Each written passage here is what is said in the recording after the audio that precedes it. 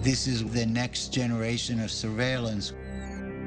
For the first time, we actually have permission from the government to show the basic capabilities. It is important for the public to know that some of these capabilities exist. Engineer Yannis Antoniadis designed the new sensor, known as ARGUS. With 1.8 billion pixels, it's the world's highest resolution camera. ARGUS fits inside this pod that attaches to the belly of a UAV. But because much of the work is classified, we can't see the sensor itself. Because we are not allowed to expose some of the pieces that make up the sensors, so you get to look at pretty plastic curtains. Also known as wide area persistent stare, ARGUS is the equivalent of having up to 100 predators look at an area the size of a medium-sized city at once. This image was taken 17,500 feet above Quantico, Virginia, and covers 15 square miles. This whole image is at a very, very fine resolution. So if we wanted to know what is going on in any spot along this image, say near this building at this intersection, we can generate a moving image that shows what's going on in the area. Simply by touching the screen, Antoniadis has opened up a window showing a detailed area, while still maintaining the broader context.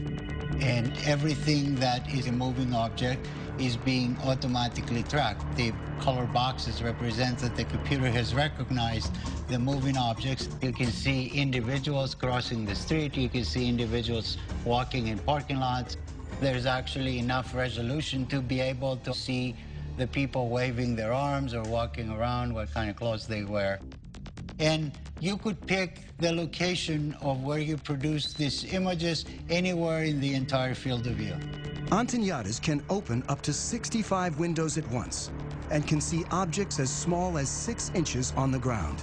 From even 17,500 feet, the white thing that you see flying around is a bird. ARGUS streams live to the ground and also stores everything, 1 million terabytes of video a day, which is the equivalent of 5,000 hours of high-definition footage. So you can go back and say, I would like to see what happened at this particular location 3 days, 2 hours, 4 minutes ago, and it would actually show you exactly what happened as if you were watching it live.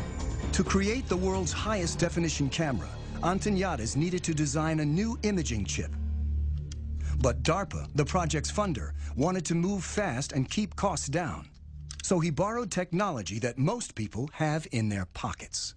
Inside this cell phone, we find a tiny little camera. So if you were to take off the majority of it, you'd be left with an imaging chip. If you were to take 368 of these and make a big mosaic out of them and start shooting images, now you have ARGUS. Unlike the Predator camera that limits field of view, ARGUS melds together video from each of its 368 chips to create a 1.8 billion pixel video stream. This makes it possible to zoom in and still see tremendous detail.